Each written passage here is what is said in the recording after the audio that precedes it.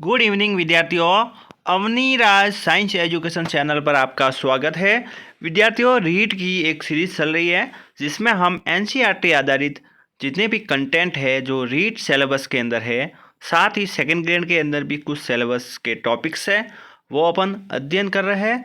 तो यह सेशन विद्युत के बारे में है विद्यार्थियों। इलेक्ट्रिसिटी क्या है, साथ ही इसमें ओम का नियम क्या है, और ओम के नियम के बाद हम देखेंगे विद्युत के अन्य टॉपिक जैसे प्रतिरोधों का संयोजन वगैरह, वो इस वीडियो में हम देखने वाले हैं विद्यार्थियों। तो अगर आप मेरे चैनल पर नए हो तो अवनी राज साइंस एजुकेशन चैनल को सब्सक्राइब कर लीजिए और बेल आइकन को प्रेस कर लीजिए विद्यार्थियों। यह एक इम्पोर्टेंट सेशन है जो एनसीईआरटी आधारित है। देखिए विद्यार्थियों, आज विद्युत के बारे में पढ़ते हैं। देखिए, आवेश क्या होता है, सबसे पहले आवेश देखते हैं। तो आवेश परमाणु का एक मूल कण है जो धनात्मक भी हो सकता है और नेगेटिव भी हो सकता है, ऋणात्मक भी हो सकता है। समान आवेश एक दूसरे को प्रतिकर्षित करते हैं। तो इम्पोर्टेंट है विद्यार्थियों, समान आवेश एक दूसरे को क्या करते हैं, प्रतिकर्षित, और असमान आवेश एक दूसरे को आकर्षित। इसको याद करेंगे, असमान, यहाँ अ आ रहा है और यहाँ भी अ, तो यहाँ पे याद हो जाएगा, असमान आवेश एक दूसरे को आकर्षित करते हैं। अब है आवेश का मात्रक क्या है, इंपॉर्टेंट है विद्यार्थियों, परीक्षा में पूछा गया है। तो कूलाम आवेश का SI मात्रक है, परीक्षा की दृष्टि से बहुत इंपॉर्टेंट है। कूलाम आवेश का SI मात्रक है। एक कूलाम बराबर 100 × 10⁻18 इलेक्ट्रॉन पर उपस्थित आवेश है। यानी एक इलेक्ट्रॉन आवेश 1.6 10⁻−19 कूलाम होता है, जो एक ऋण आवेश है।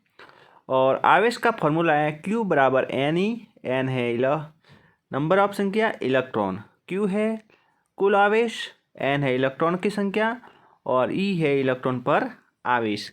तो ये हो गया आवेश के बारे में विद्यार्थियों, बहुत ही इंपॉर्टेंट है। इसका जो मात्रक है वो इम्पोर्टेंट्स है परीक्षा की दृष्टि से। इसके बाद है विद्युत धारा, इलेक्ट्रिसिटी क्या है। देखिए, तो आवेशों के प्रवाह की दर को हम क्या कहते हैं, विद्युत धारा कहते हैं। जो आवेश हो गए उसके प्रवाह की दर को विद्युत धारा कहते हैं, और विद्युत धारा बराबर आवेश बटा समय होगा। ये इसका फॉर्मूला है जो इम्पोर्टेंट है। देखिए विद्यार्थियों, जो विद्युत धारा है इसका फॉर्मूला होगा I बराबर Q बटा T। I है विद्युत धारा और Q है आवेश और T है समय, और धारा का SI मात्रक एम्पियर होता है। विद्यार्थियों, रीट परीक्षा की दृष्टि से बहुत ही इंपॉर्टेंट है, 2025 के अंदर ये पूछा जा सकता है, आगे भी पूछा गया है सवाल। तो SI मात्रक धारा का इम्पोर्टेंट है, एम्पियर होता है। अब देखिए, एक एम्पियर की क्या परिभाषा हो सकती है वो देखेंगे। तो एक एम्पियर बराबर 1 कूलाम बटा 1 सेकेंड, यानी 1 कूलाम बटा 1 सेकेंड, ये होगी 1 एम्पियर की परिभाषा। और 1 माइक्रो एम्पियर बराबर, यानी 1 मिली एम्पियर बराबर 10⁻³ एम्पियर, और 1 माइक्रो एम्पियर बराबर 10⁻6 एम्पियर। तो ये इसके छोटे छोटे यूनिट्स हैं जो इम्पोर्टेंस है। अब देखेंगे विद्युत धारा को एमीटर द्वारा कैसे मापा जाता है। तो देखेंगे यहाँ पर एमीटर का संकेत है।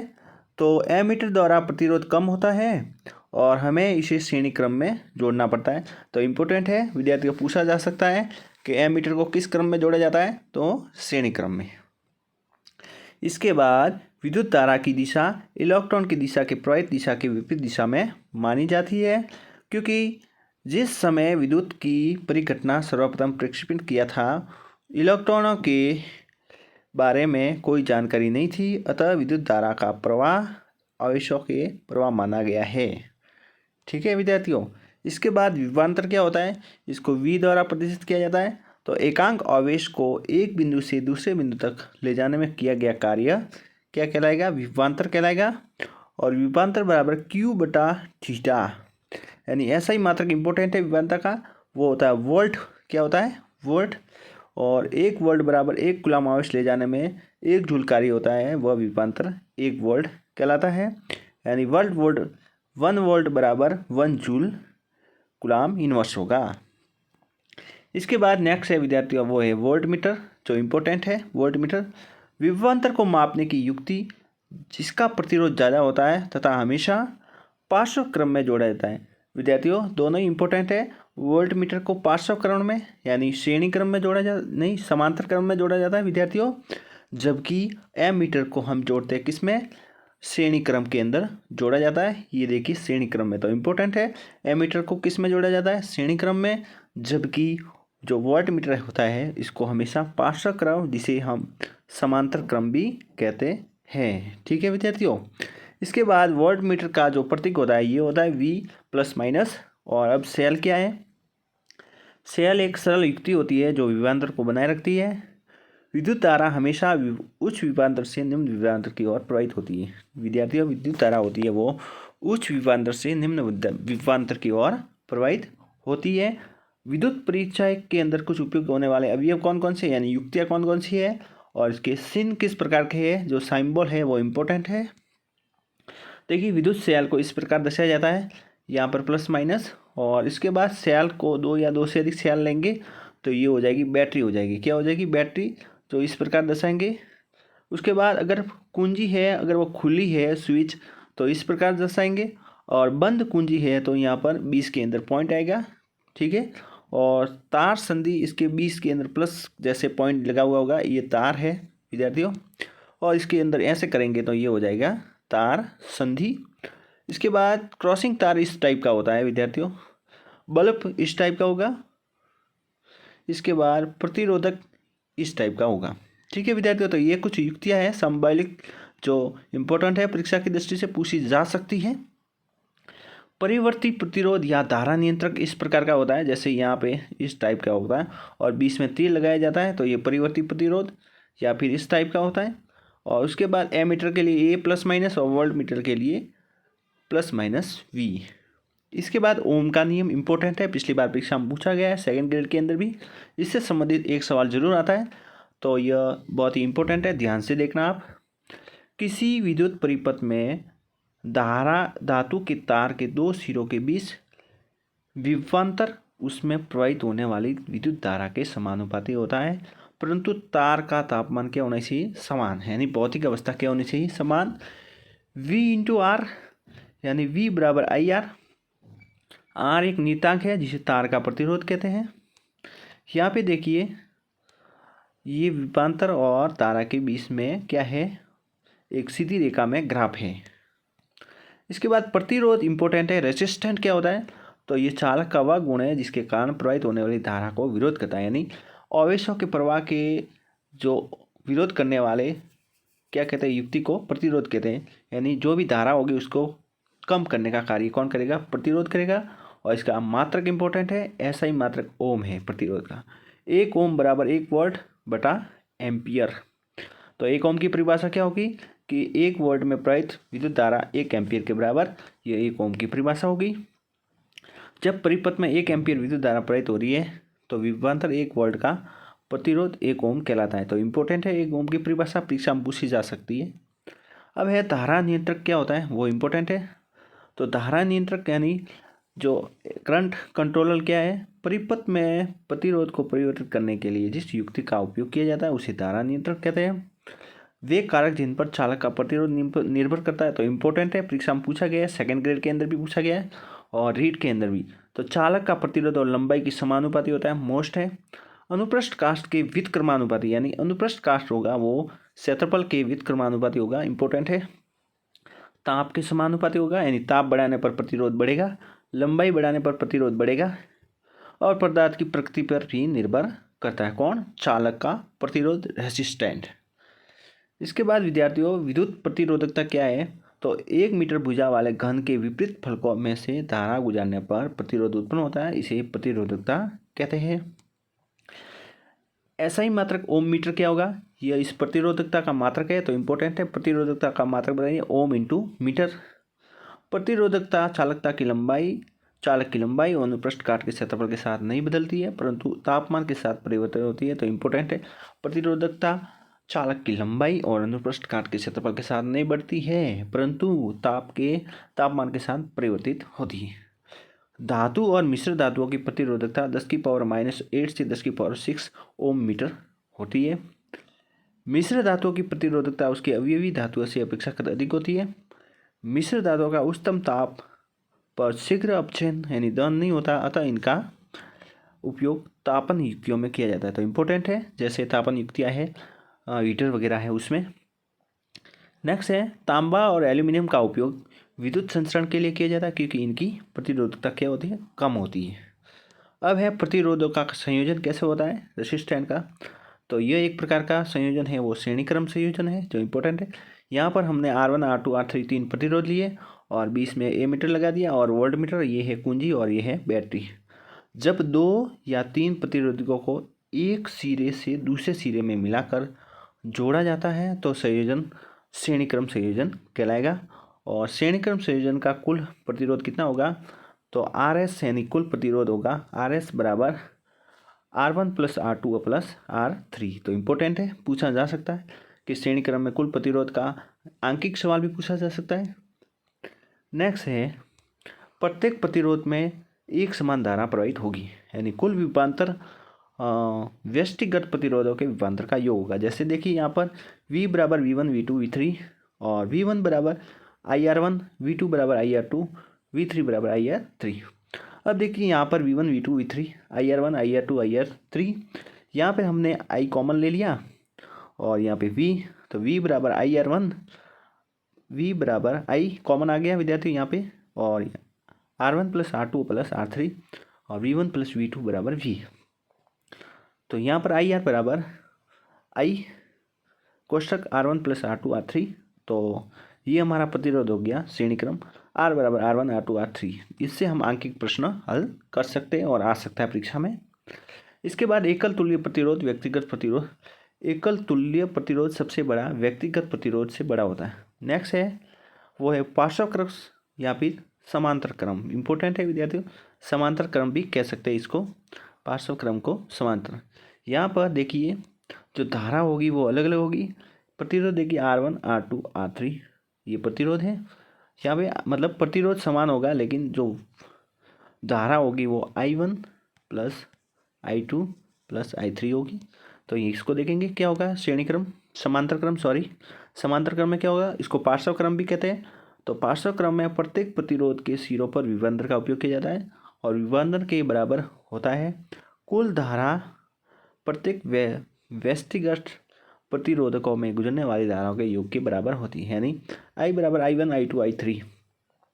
यहाँ पे देखेंगे इसका जो डेरिवेशन फार्मूला क्या है, V अपॉन R बराबर V बटा R1 प्लस V बटा R2 प्लस V बटा R3।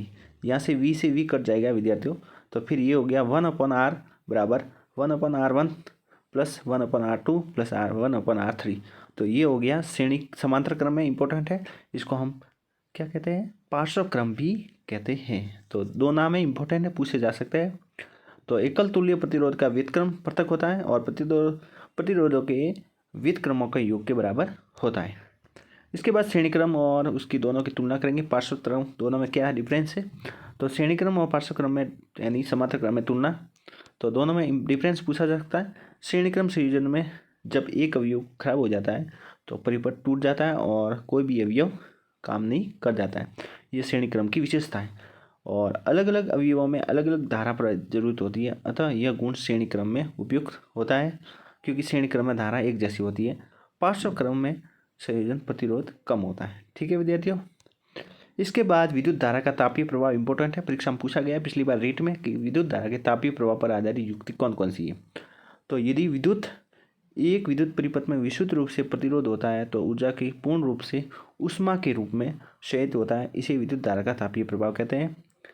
यानी जो विद्युत परिपथ होता है वह विशुद्ध रूप से प्रतिरोधक होता है और वह ऊर्जा के पूर्ण रूप से ऊष्मा के रूप में कार्य करता है, और ऊर्जा बराबर शक्ति इंटू समय। विद्युत धारा के तापीय प्रभाव पर जो युक्ति होती है, जैसे हीटर होता है, प्रेस होती है, उसके बाद ओवन होता है और बहुत सारी है, जैसे बल्ब है। यहाँ पर H यानी हीट ले लिया, H बराबर P इंटू टी और P बराबर VIT, ये ओम के नियम से, P बराबर VI और V बराबर IR। तो H बराबर I स्क्वायर RT। ठीक है, तो ये विद्युत धारा के तापीय प्रभाव का फॉर्मूला हो गया। इसके बाद उत्पन्न ऊष्मा का फॉर्मूला हो गया IRT, यानी IR स्क्वायर T। ये हो गया विद्युत धारा के क्या हो गया, तापीय प्रवाह। अब जूल का तापन नियम क्या है, तो इम्पोर्टेंट है, पूछा जा सकता है। जूल का विद्युत धारा का तापन नियम, इस नियम के अनुसार क्या कहेंगे कि किसी प्रतिरोध में उत्पन्न ऊष्मा विद्युत धारा के वर्ग के समानुपाती होगी। जो ऊष्मा होगी वो विद्युत धारा यानी आई के क्या होगी, वर्ग के समानुपाती होगी। ठीक है विद्यार्थियों। इसके बाद प्रतिरोध के समानुपाती, जो ऊष्मा होगी वो प्रतिरोध के समानुपाती होगी। ठीक है विद्यार्थियों। उसके बाद विद्युत धारा के प्रवाहित होने वाले समय के समानुपाती, एच होगा वो समय के समानुपाती होगा। तो ये तीनों इंपॉर्टेंट नियम है, तीनों जूल के नियम है ऊष्मा के। कौन सा है, किसी प्रतिरोध में ऊष्मा विद्युत धारा के वर्ग के समानुपाती, प्रतिरोध के समानुपाती, और धारा में प्रवाहित होने वाले समय के समानुपाती। प्रभाव पर हीटर है, इस प्रभाव पर कौन सा है, हीटर है। अभी बताया मैंने, प्रेस है आदि वांछनीय होते हैं, परंतु कंप्यूटर मोबाइल आदि अवांछनीय होगी। विद्युत बल्ब में अधिकांश ऊष्मा शक्ति के रूप में प्रकट होता है, कुछ भाग प्रकाश के वे रूप में उत्सर्जित होता है। ठीक है विद्यार्थियों। तो ये विद्युत धारा का उसमें प्रभाव। अब देखते हैं विद्युत बल्ब, जो बल्ब होता है वो टंगस्टन का बना, विद्युत के अंदर जो तंतु बना होता है इस टाइप का दिल आकार का, और ये तंतु होता है विद्यार्थियों वो टंगस्टन का बना होता है, क्योंकि उस तापमान पर ये अपचेत नहीं होता है। जो टंगस्टन होता है वो उस तापमान पर अपचेत नहीं होता। इसका गलनांक 3380 सेंटीग्रेड होता है। इसका टंगस्टन का। बल्बों में रासायनिक दृष्टि से अक्रिय गैस नाइट्रोजन और आर्गन भरी जाती है। तो इम्पोर्टेंट है, पिछली बार परीक्षा में पूछा जा सकता है बल्ब में कौन सी गैस भरी जाती है, तो नाइट्रोजन और हाइड्रोजन आर्गन गैस भरी जाती है, जिससे तंतु की आयु में वृद्धि हो जाएगी, यानी तंतु टूट नहीं सकता। अब ये विद्युत शक्ति लास्ट है, फाइनल विद्यार्थियों, इंपॉर्टेंट है। ऊर्जा के उपयुक्त होने की दर को विद्युत शक्ति कहते हैं, यानी आवेशों के जो दर होती है यानी कार्य करने की क्षमता, यानी ऊर्जा के उपभुक्त होने की दर शक्ति कराएगी। इसको P से दर्शाते हैं, P बराबर VI, और V का मतलब हो गया P बराबर I स्क्वायर R और V स्क्वायर बटा R। तो ये फॉर्मूला इंपॉर्टेंट है, पूछा जा सकता है। और विद्युत शक्ति का ऐसा ही मात्रक होता है वॉट पूछा गया है विद्यार्थियों। और 1 वाट बराबर 1 वाट इंटू 1 एम्पियर, यानी ऊर्जा का जो व्यावसायिक मात्रक है वो व्यवहारिक मात्रक इंपॉर्टेंट है, किलो वाट घंटा। जो मीटर के अंदर होता है इलेक्ट्रिक मीटर, kWh, 1 kWh बराबर 3.6 इंटू 10⁶ जूल होता है। तो ये इंपॉर्टेंट है, रीट में पूछा जा सकता है कि 1 kWh बराबर 3.6 10⁻6 जूल। इंपॉर्टेंट है विद्यार्थियों, 1 kWh पूछा जा सकता है, कितना होता है 3.6 10⁻6। ठीक है विद्यार्थियों। और 1 kW विद्युत ऊर्जा के एक यूनिट है, इम्पोर्टेंट है। तो यह था आज का सेशन विद्युत के बारे में विद्यार्थियों। मैंने सब पूरा ही डिटेल में बता दिया है, तो इसको ध्यान से नोट्स बनाते रहिए और बार बार रिवाइज करते रहिए विद्यार्थियों। और जो विद्यार्थी यह कोर्स नहीं खरीद सकते हैं उनके लिए भी ये बेनिफिट है, और इससे एक सवाल हूबहू रीट परीक्षा में बनेगा विद्यार्थियों। तो अगर आप मेरे चैनल पर नए हो तो इस चैनल को सब्सक्राइब करें और अन्य मित्रों को भी शेयर करें। जय हिंद, जय भारत। और मेरा टेलीग्राम चैनल लिंक में दिया है, उसको भी ज्वाइन करें।